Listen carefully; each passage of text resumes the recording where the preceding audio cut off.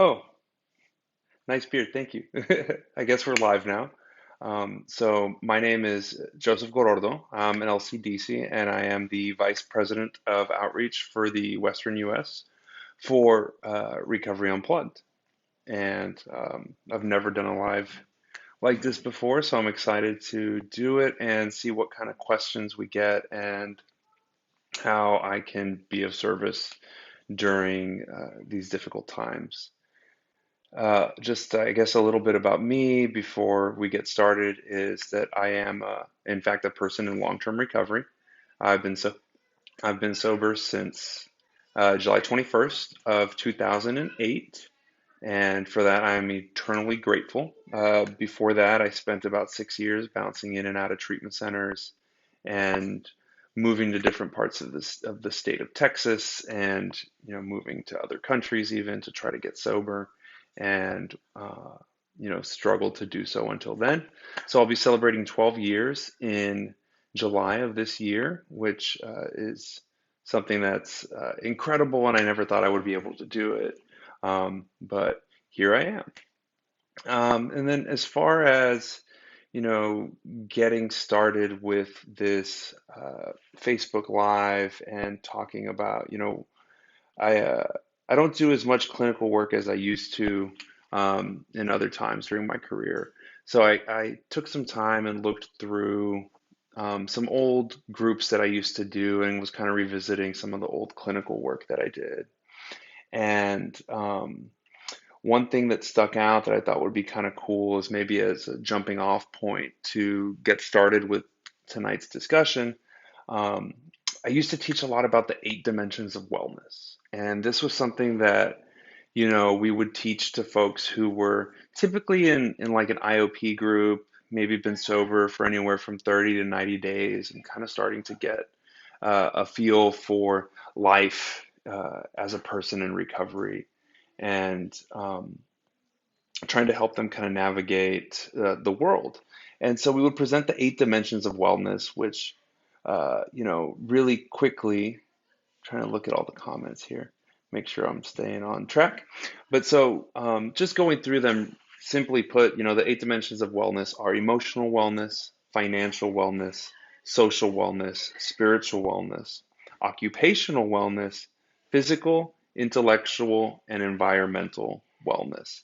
And we would teach these to clients because, we would hear this idea all the time that, just putting down the drink or the drug isn't enough. That doesn't equal recovery.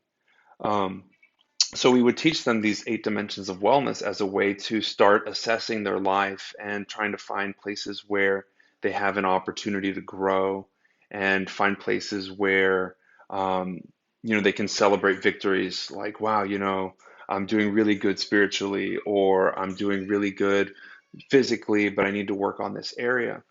And the reason that it seemed like something good for right now is that um, the whole world, or the majority of the world, is in a position where they're having to relearn how to live life, uh, very similar to a person who's first entering recovery, right? We're all having to make adjustments. Even me, with the amount of time that I've been in recovery, have had my whole world thrown out of whack, and have had to look at these 8 dimensions to try to figure out a way to remain balanced and whole in the reality that we find ourselves in currently. Um, Sam Gorson, hey Sam Gorson, thanks for tuning in. Um, so I guess I'll go into a little bit more detail about these 8 dimensions of wellness while we kind of wait for some questions to roll in. And I'm happy to talk about anything and everything. You want to talk about recovery? Great. You want to talk about treatment? Great. Man, you want to talk about video games or books? I will try my best to answer any question. Um, so I think one of the best places to start is looking at the emotional, area of wellness, right? And that can simply be defined as coping effectively with life and creating satisfying relationships. And I think that's really beautiful because humans, as creatures who exist in groups, um, our relationships tie so closely to our emotional being, our emotional state. And a lot of times, especially if you have some codependent tendencies like I happen to have, um, those relationships are going to be really powerful uh, influence. They're going to be a really powerful influence on how you are feeling emotionally. Um, so if we put it in the scenario that we're in right now, so many people are having to be with, not having to, but getting to be with their families and loved ones 24/7. So naturally, the dynamics in those relationships are going to change, and that can be really uncomfortable for people. But by bringing this awareness to it, hopefully that change can come about in a more natural way and in a healthier way than being resistant to it. So that's emotional wellness. Financial wellness, I mean, that's been a huge topic recently, right? A lot of people have, fears and concerns about financial well-being, and it can definitely be a challenge. And, a lot of times with folks in early recovery, we talk about some really simple skills, right? We talk about things like budgeting. We talk about, how to save. And these are life skills that are typically, I know I wasn't taught those skills before I got into recovery. So presenting them with that idea of financial wellness, um, you know, social, I think that's one of the biggest things is that a lot of people are feeling an emotional stress because of their lack of social activities right now. Um, Especially for folks who are in recovery. I mean, I was never a hugger before I got into recovery. So, meetings, 12-step meetings, recovery meetings, even, church meetings, there are all these opportunities for us to congregate and be social. And, it was in a meeting where I first heard a saying that I believe I was told it was an old Swedish saying, but I could be wrong. So don't at me. But somebody told me, they said that um, misery shared is halved and joy shared is doubled. So I think that when we talk about a social degree of wellness, is having something like that in mind and knowing that if I'm struggling, if I'm hurting, I can share that with someone. And maybe it won't necessarily be halved, but there will be someone with me there to carry that burden or to hear, whatever my sorrows happen to be. Um, and on the flip side of that, and it's so beautiful, is this idea that when I share joy, when I share something that brings me joy, that makes me happy, I'm increasing that joy, right? That I'm spreading that in the world and also increasing my own feelings of joy. Um, and we're going to pause on that for a second because we got a question from Erica. It says, how do I keep my mind from not thinking about taking medication when I don't need it? Um, so this is a great question, and thank you so much for posting it, Erica. I do want to, as a disclaimer, say that I am not a doctor and I do not give medical advice or anything like that. The best way to take a medication is exactly as your doctor prescribes it, and if there's any kind of issue, please talk to a medical professional. Um, but if we put that in the framework of, how do I avoid doing something when how do I stop myself from thinking about something that I shouldn't do um, when I don't need to do it, right? So like, how do I prevent myself from uh, taking unhealthy actions if my mind is having me think on that?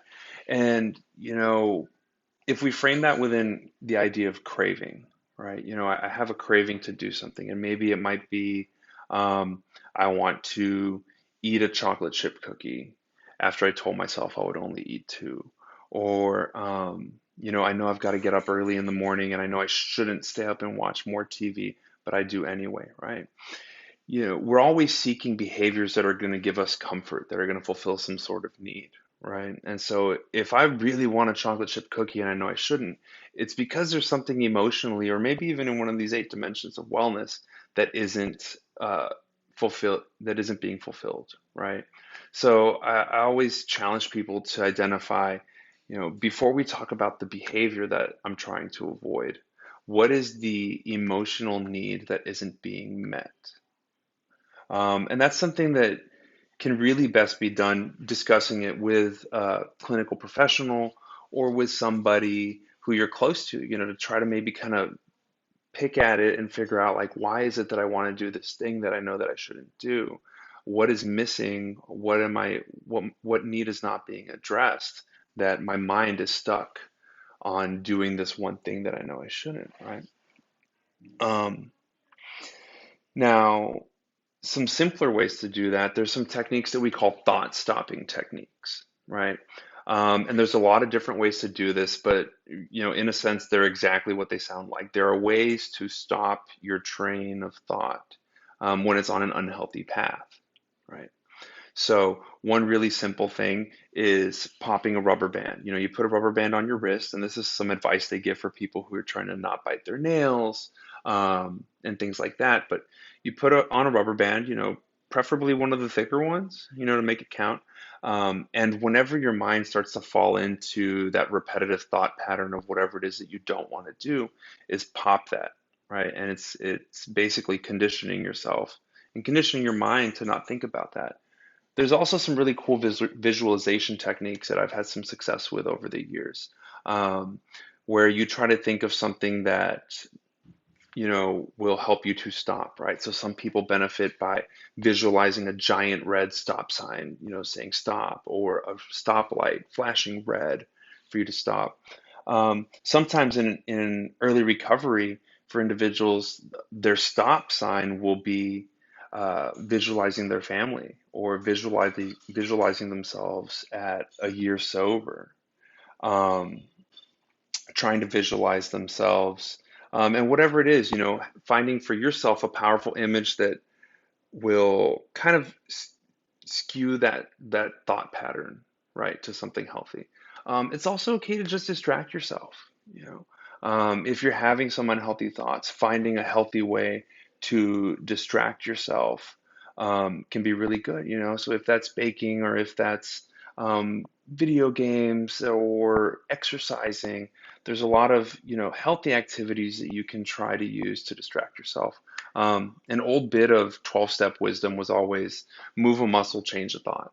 So, if you're sitting in a chair like I am right now and you're just on that track of whatever behavior it is that you're trying to avoid, get up, walk around, phone a friend.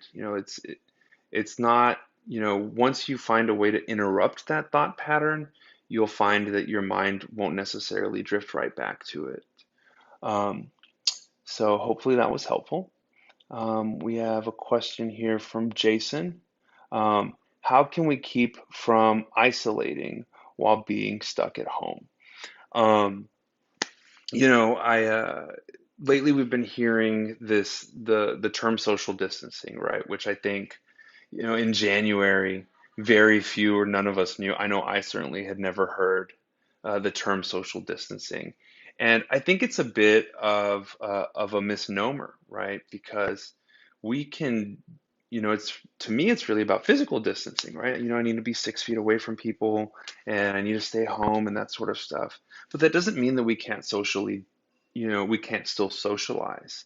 And I think what's a challenge for a lot of people is that one of the main ways we socialize nowadays is through avenues like this, right? Through Facebook, through Instagram, through Snapchat, especially with younger adults, with the millennial population.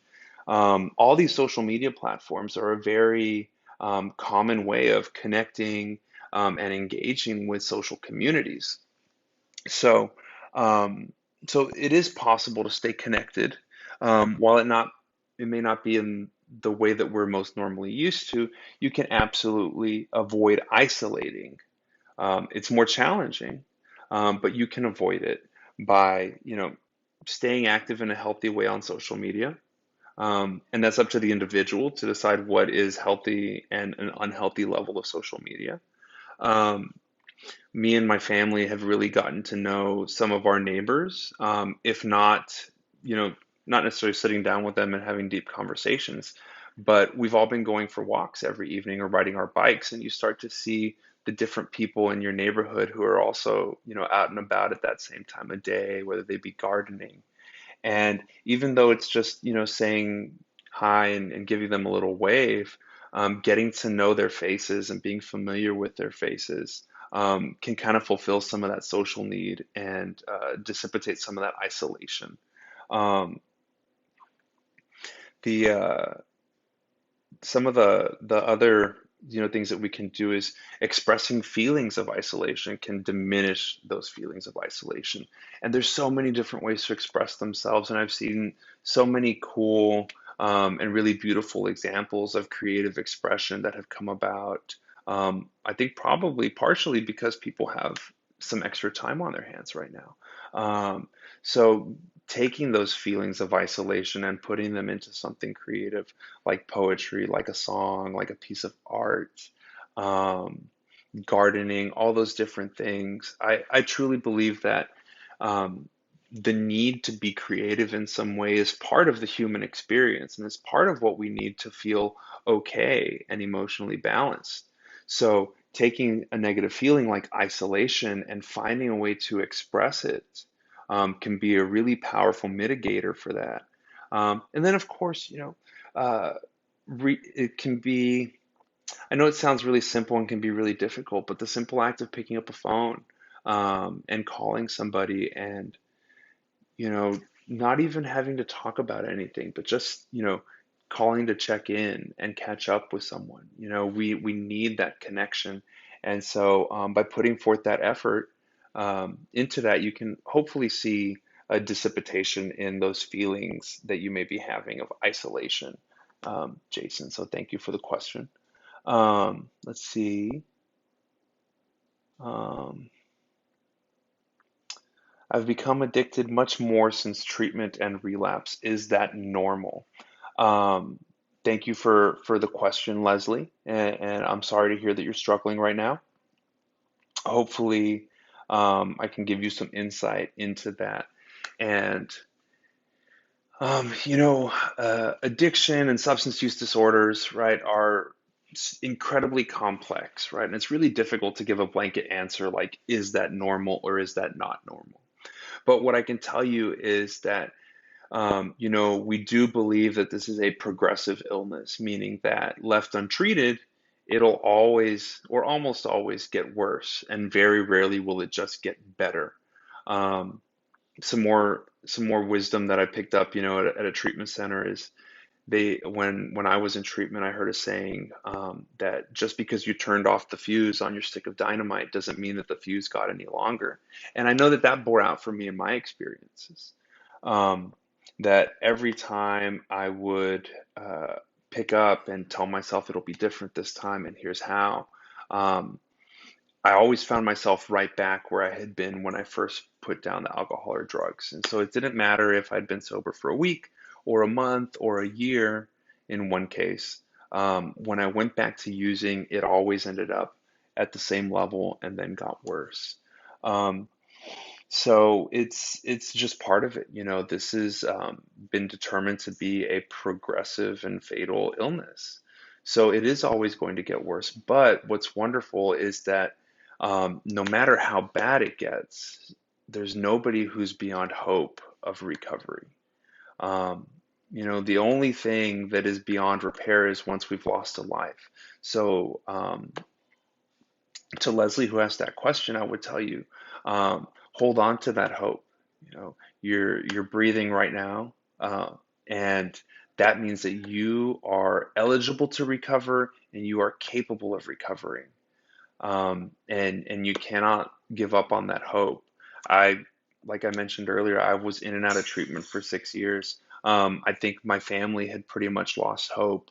At one point, they were even talking about just digging a hole at the ranch and throwing me in it until I came to my senses. That's how desperate and beyond hope my family was with how I was doing with my condition, right?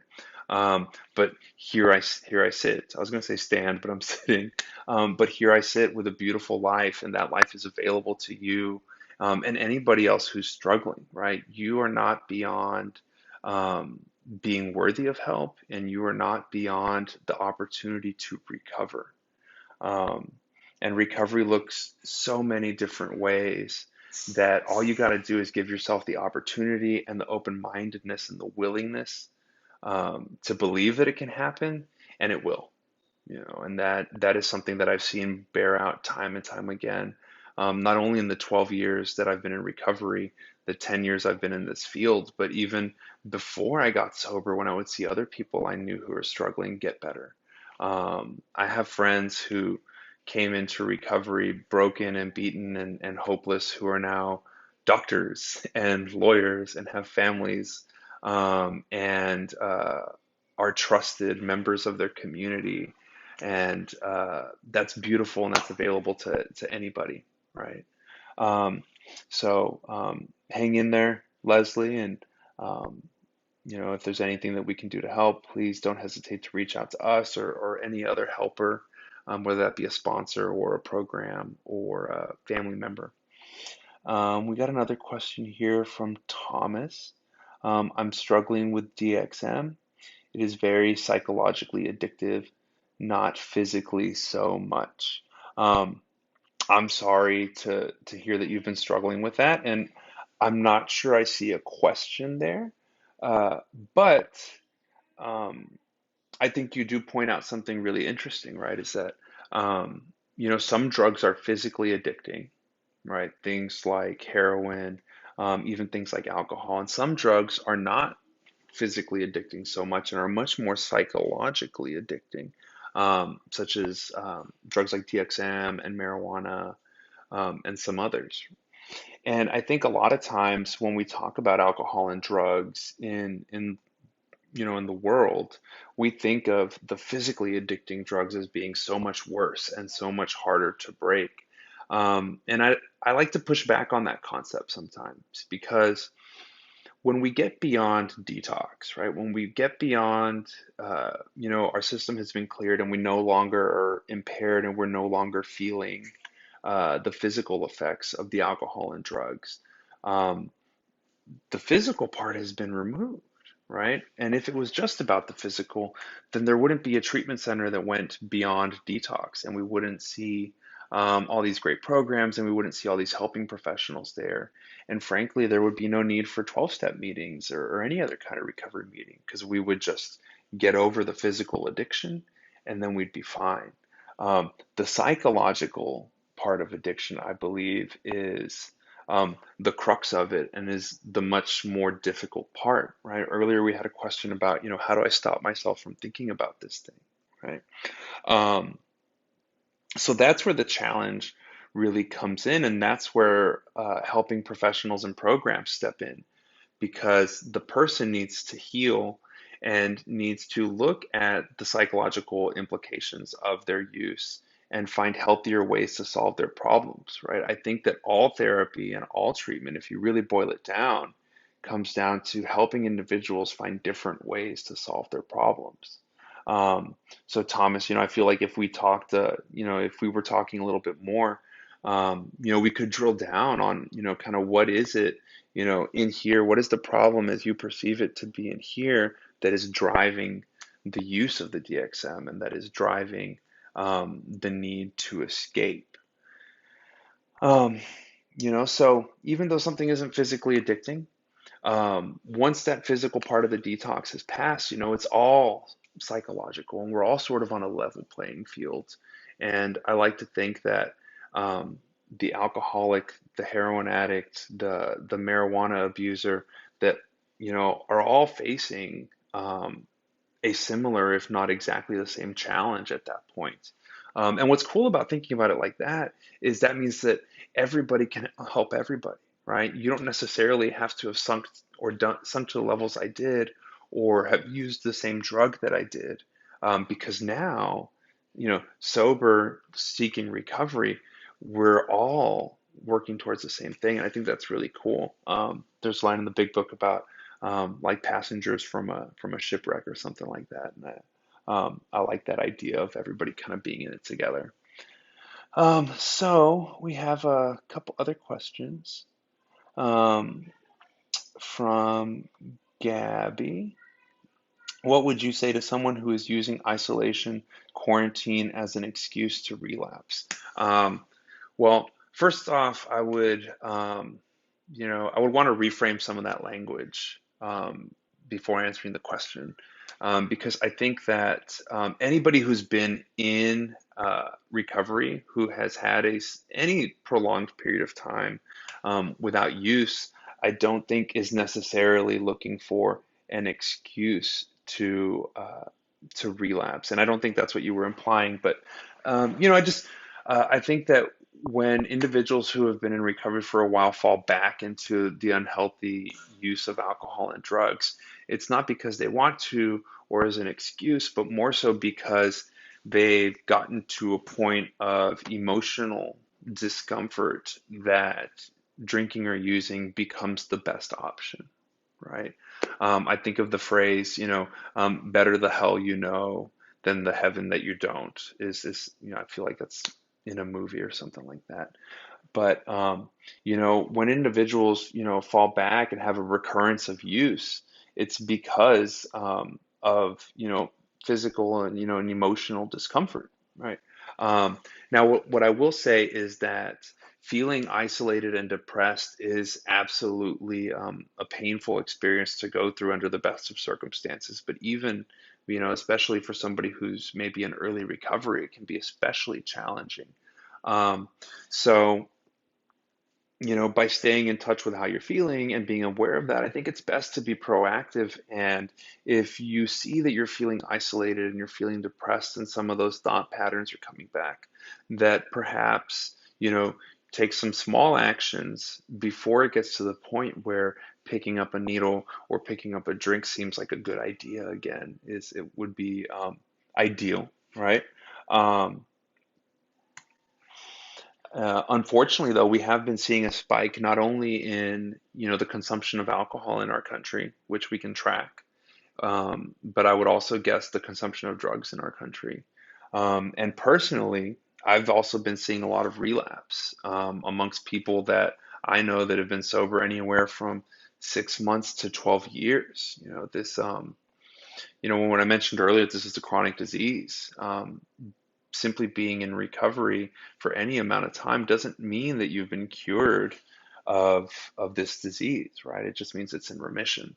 So even me, like if I were to go back and use, I would find myself right back where I was in pretty short order.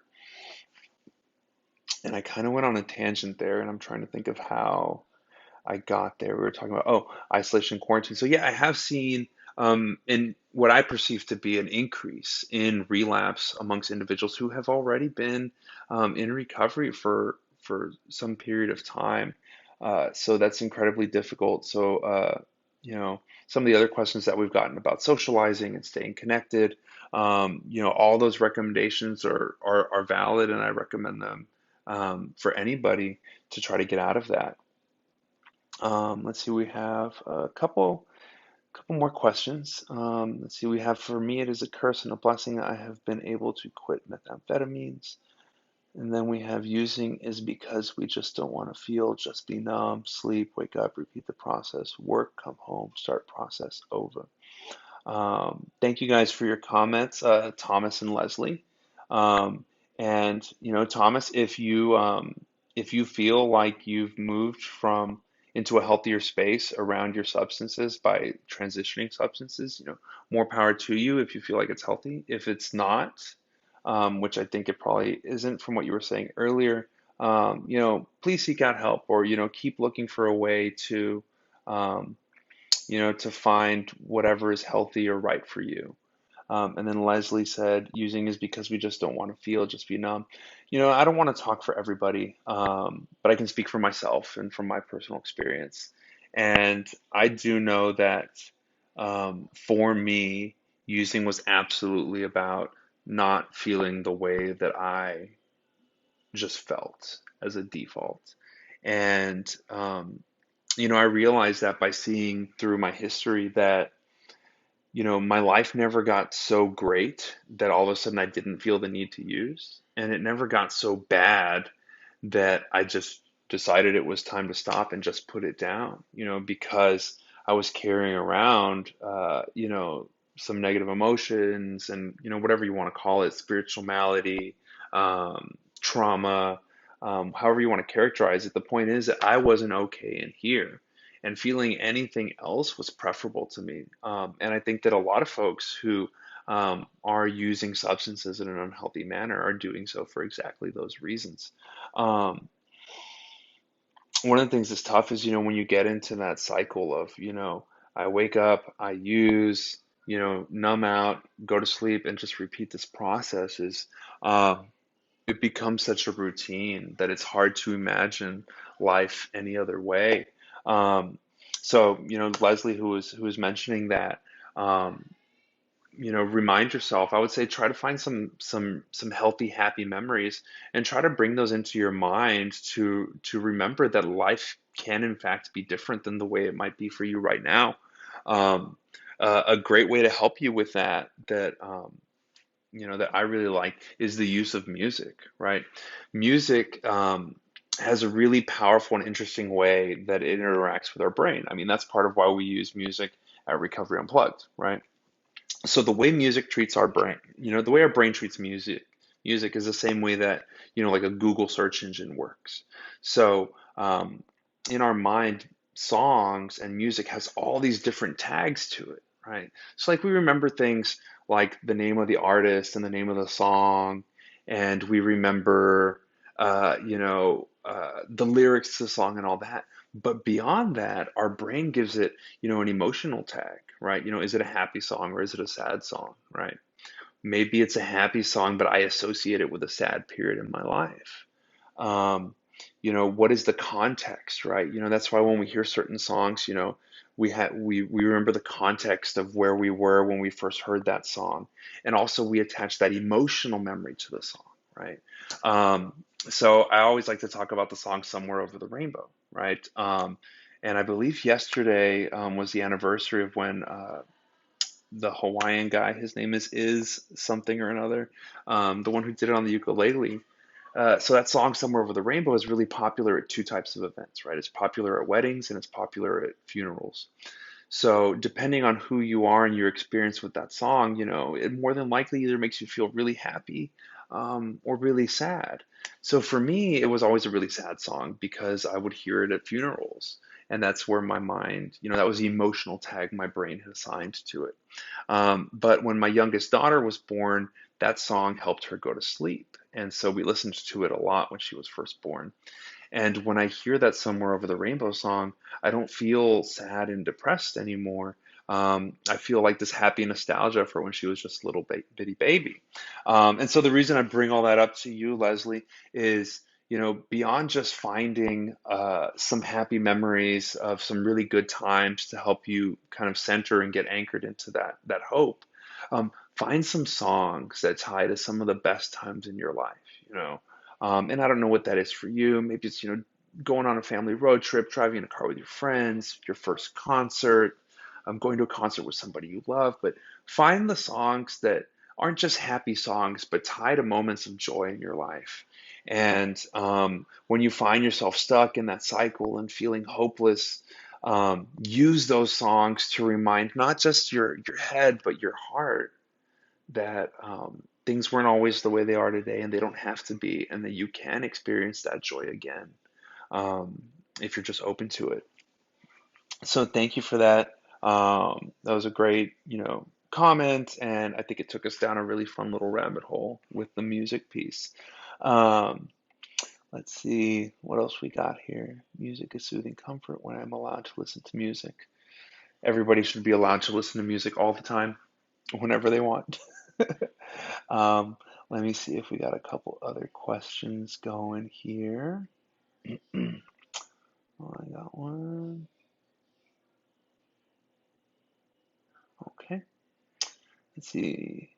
Thomas says music has always been my passion. Hold on, it scrolled down on me here. Music has always been my passion, but being isolated, I feel like it's just not enough anymore. I miss intimacy, and I feel like that's why I can't stop. Thomas, thank you, again for interacting so much during this live. Um, It's great that you have a passion in life for music. I think a lot of folks don't even know what their passion is, and so you're ahead of the curve on that one for sure. Um, but you're having these feelings of isolation and missing people and missing being around people. I completely I hear you, and I know that that is something difficult, and I just want to acknowledge that it's not easy. Um, but you used the word here in your comment. You said, I miss intimacy. Um, and intimacy doesn't just have to be about physical contact, right? Intimacy is really about much more than just that, right? Because if it was just physical contact, then I'm being intimate with the guy at the music festival that's next to me in the crowd, right? Or if we think about it like, emotional intimacy or spiritual intimacy, that can be something that you can still share even if you are physically isolated from the world right now due to the quarantine. Um, so seeking that type of intimacy again, it takes a little bit of effort from you to take the initiative to reach out to someone, make a phone call, and it seems like you have that willingness because you're making the effort to comment and share on this live stream. So just take that willingness a little bit further, right, and get a little bit more vulnerable and reach out to somebody um, and be open and vulnerable with them. And that is also, a form of intimacy. And it may not be physical, um, but I guarantee that you will feel lighter if you do and when you do. Um, let's see if we got any more questions coming in. And please feel free to jump in. Let's see here. Oh, we want to hear more about the pillars, the 8 dimensions of wellness. Let me see if I can remember which one I got up to. Um, we talked about emotional wellness, financial wellness, social wellness, spiritual wellness. Oh, that's a good one. Um, if you're like me, when I first, when I would hear the term spiritual, my mind jumps to like, oh, I need to sit Indian style and meditate, or I need to go to church, or I thought that spirituality meant something like that, right? Like some sort of religion or whatever. And religion can definitely be spiritual, but spirituality doesn't necessarily have to always be religion. And so I really like the definition that that SAMHSA, they're the ones that put this together, but the definition that SAMHSA uses for what spiritual wellness is, and it's expanding our sense of purpose and meaning in life. And I love that because it doesn't matter what your personal beliefs are about life, the universe, and everything.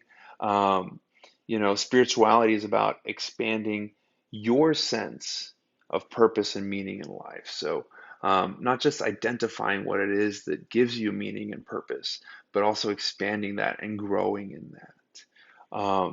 And so, any activity that you pursue, um, it, in any activity that you pursue in pursuit of growing your sense of purpose and meaning is a spiritual activity, and I think that's really great because then it can be whatever you want. um, any activity that feeds that your soul, that feeds your spirit, that feeds that sense of purpose is going to work. So that could be reading a book, it could be playing music, it could be raising children, it could be going to church, anything like that that's going to contribute to your spiritual wellness because humans do have that need. We need to feel that there's a reason for us and a reason for all of this. And however you're able to find meaning is going to be a way to contribute to that pillar of wellness, right? Looks like we got a couple other questions, so we'll jump back over here to the we'll jump back to the 8 dimensions of wellness when we have a chance. Oh, here's a question I missed. I'm sorry, Tiffany, I didn't see your question. There's a bunch. Should have been paying more attention. So Tiffany said, "Is it wrong to take narcotic pain medication even if it's prescribed? I got my wisdom teeth out and my family's completely against me taking them." So again, I'm not a doctor, and I don't want to give any kind of medical advice. As far as, you know, the medication is, if you've been open and honest with your doctor about any substance abuse issues that you may have had in the past, and the doctor still felt it was necessary, then I suggest you follow his prescription. If you are uncomfortable with that, then I suggest having a further conversation with him about what your reservations may be, and see if there's maybe some non-narcotic options. Um, as a person in recovery, I've avoided narcotic medications just because that's what, you know, any time that I've needed any kind of medication, it's been manageable with, the heavy duty Tylenols that they can prescribe and stuff like that. Um, but I will say that in general, um, if there is a real reason to be on a narcotic of any type, whether it be psychotropic, that's between you and your doctor, and the people that you love and choose to allow to hold you accountable for your recovery. And that's different for everybody. So I think, first, decide if it's right for you, if you really need it. If you feel like you don't, talk to your doctor about it, talk to your family about it, because there are times that medications are necessary. But again, if you do have concerns, talk to your doctor, and find some supports to maybe help you with those decisions as to whether you should or shouldn't. Um, Certain people think music makes me sad. You know what, it may, but evidently I needed that moment of sadness to let it out. Keeping my feelings trapped inside does not help me. One day things will be better. Leslie, you bring up a great point. She commented here in the chat that sometimes listening to sad music is going to be a healthy thing for her. And absolutely right. We've talked about music kind of bringing you joy and bringing you back to a joyful place and inspiring hope. But also, music can be incredibly cathartic. I know we've all had that experience of like, man, I'm feeling pretty bad right now, and I'm gonna listen to this really, really sad music so that I can feel even more, right? To like lean into it, and that can be so powerful, to have that release. Um, Depending on who you are and how you were raised and kind of your life, you may be someone who has been taught not to express emotion, or somebody that's not very comfortable expressing emotion. And I find that music is a great way to lean into that catharsis and have that release. More power to you, Leslie, for using music in those different ways. Because sometimes leaning into that negative emotion is also good.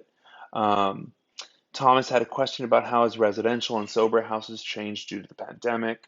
Um, you know, uh, First off, I think that the main thing about sober houses and residential treatment centers that hasn't changed is that, as we speak right now, there are people in programs and facilities and sober houses that are changing their lives and experiencing the promises of recovery right now as we sit here on this live stream, which is amazing. So that has not changed.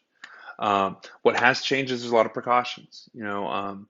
Most residential facilities aren't doing outings, aren't allowing visitations in person, and have moved their family sessions to Zoom. I know that that's what we've done at Recovery Unplugged. So we've tried to go above and beyond all the CDC recommendations. We've installed hand washing stations and are doing extra precautions on the screening before somebody comes to treatment, taking temperatures, asking them the COVID screening questions from the CDC, and being extra careful on anybody who might have a higher risk of a severe case of COVID. So, we're doing all those kinds of precautions. And I guess one of the big things that's changed is that we're not going to outside recovery meetings anymore. We're doing Zoom meetings either with the groups that have moved online to Zoom, or having people from the different fellowships do Zoom meetings just directly for our clients in the facilities. And one cool thing that's come from that is, at Recovery Unplugged, we kind of advocate for recovery inclusivity, which means, if you want to do NA or AA or refuge recovery or anything like that, it's your path that we're going to support you in it, right? We don't hold that only one of them is right. But when we take clients to meetings, typically, your more traditional 12-step meetings are the most available, are the most convenient, and the ones that the majority of clients are going to seek out. So we end up going to those a lot, and sometimes can't get clients who are following an alternative path to as many meetings as we or they would like.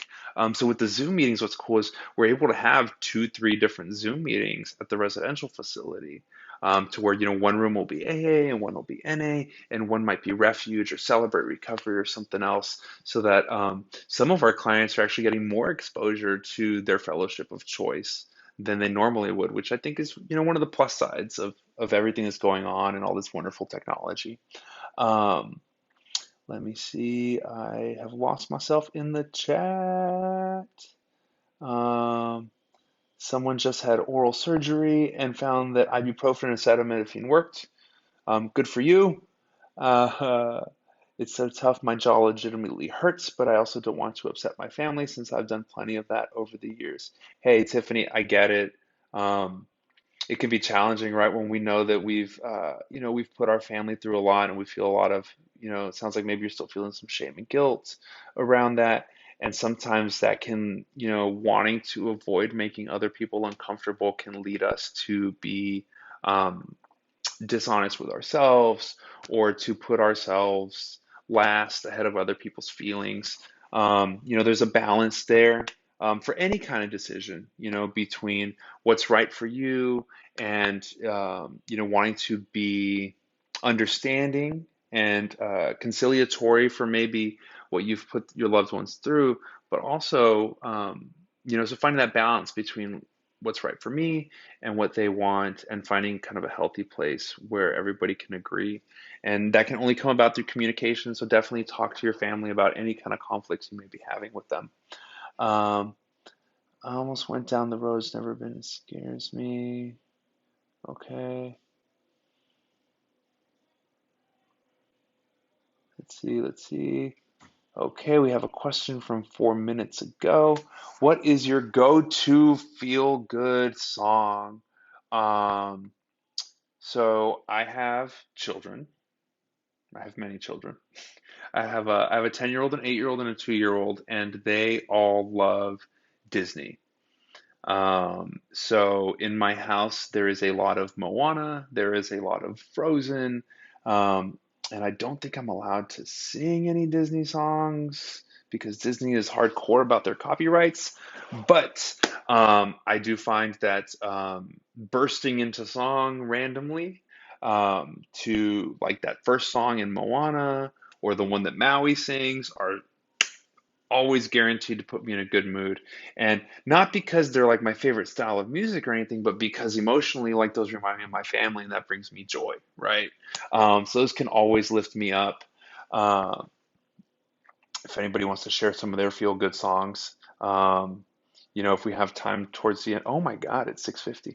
Okay, so I'm not going to sing any feel good songs a cappella because we don't have time. Um, Let me try to get to all these questions, you guys. I didn't realize what time it was. Um, okay, being completely honest with myself, saying the honesty with a sober friend has helped me decide if prescribing medicine is right for me. For me, it feels like a freebie high because the doctors.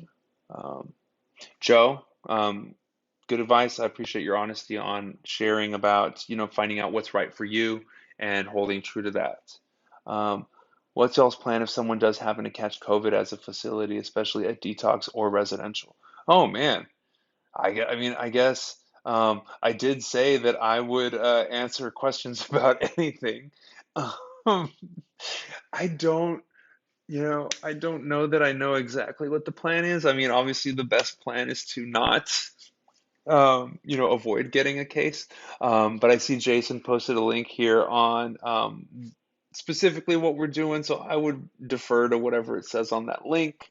Um, thanks for asking, Mike. Uh, no, I don't want to sing it. Leslie, okay. You can sing them, change the melody a bit, and don't play their music. Sing for us, Joseph. Oh my God. Okay. So the go-to Disney song that not only I but my family sings all the time is It's when Moana's dad, the chief, is singing to her about how great it is to live on the Isle of Montanui. And there's typically two lines that I will start the song from, right? Either where it really starts, where he goes, Moana, make way. That one's great. It makes me feel really good. And then the other one is when he's singing about the coconuts later in the song. And what I will do is I will yell in my house. I will yay. So say, consider the coconuts. And then somebody from across the house will invariably hear me and say, consider its leaves. And then we all smile and laugh and come together to say, the island gives us what we need. Da, da, da, da. So that's my that's my go-to happy song right now is that Moana song. Um, I don't know how to play it on guitar. If not, I would. Um, it looks like we've got about 7 minutes left. So if anybody has any kind of like burning desire questions, um, go ahead and throw those out there. I'm going to try to touch on a couple more of these dimensions of wellness because I've only done four and I would feel horrible leaving you guys hanging on the other four. Um, consider the coconuts, yes. Keep it heavy. So the other four dimensions of wellness that I haven't kind of elaborated on, just real quick, is occupational, right? So that doesn't mean having your dream job, but it means having personal satisfaction and enrichment from your work. So as long as it's important to feel like what you're doing at work is having an impact or fulfilling, what you view to be important and satisfying, right? Quick one. So physical. So that's exactly what it sounds like. Like, making sure you get enough sleep, making sure you're eating healthy, right? All those things directly tie um, to your emotional state, right? Tie to your wellness. So um, try not to eat too much junk food during quarantine. I know it's hard, but getting out and exercising absolutely changes your emotional state. So sleep, exercise, diet, keep an eye on those things, you guys. Um, Intellectual. So recognizing creative abilities and finding ways to expand knowledge and skills. So, that's like, finding what you're good at and improving on it. So I think you've seen the trend of people starting to bake or people starting to garden and doing all these different craft type activities. Finding that type of stuff and growing it and getting better at it is important to emotional wellness and recovery, and wellness during quarantine.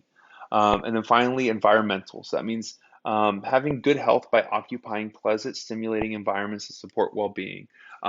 So what that says to me is like surround yourself with people and places that bring you joy, that make you feel safe, and make you and are supportive to you, right? Um, so those are the 8 dimensions of wellness. I have a wonderful little one-page sheet that I would give to my clients when I would run that group. So if you're interested, I will send you the sheet. You can just comment your email in the chat, and I will personally email you my little sheet. Um, Jason said, grab a guitar, sing us out. Mike said his new go-to feel-good song is this live stream. It's a high compliment. Thank you, Mike. Um, Sherry Summers said, hello, love y'all. So thankful for you. Um, Thank you, Sherry. I'm thankful for you for tuning in. And apparently, Recovery Unplugged also is because they commented on it. So we got 4 minutes. I really don't want to do a song.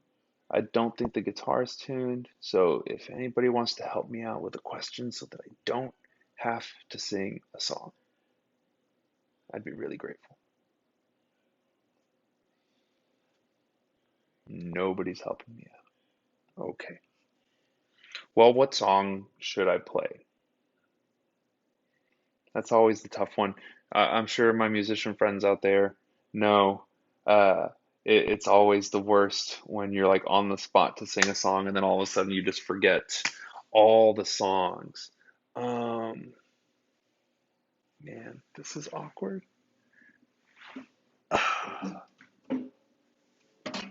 Let me see. Okay.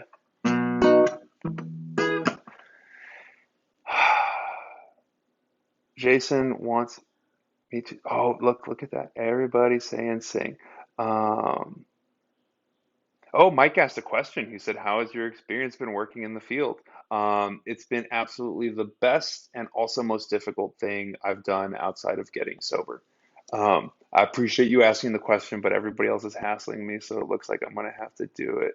Explosions in the sky. Oh man, I really want to play this one song, but it's about being drunk on a train, and I don't think that's appropriate.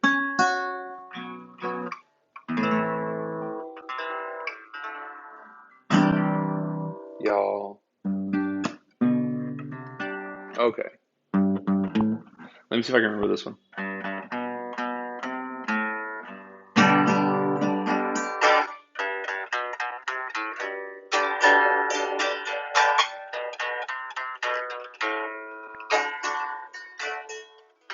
Oh.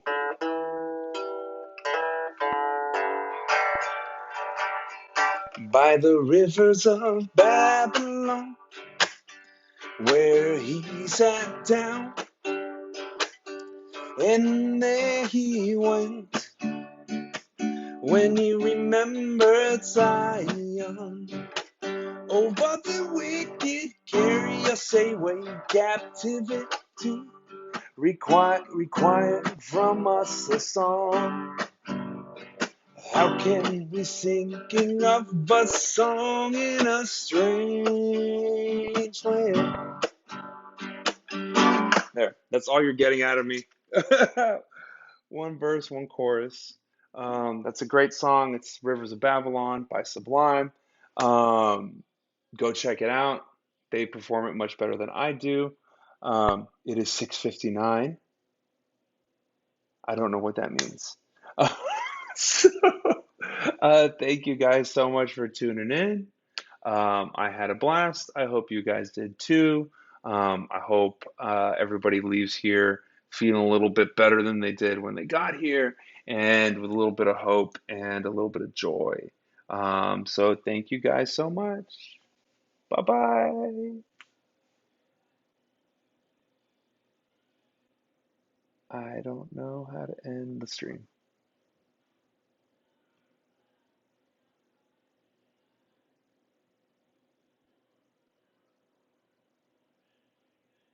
I'm just gonna sit here awkwardly until Gabby tells me I'm not live anymore.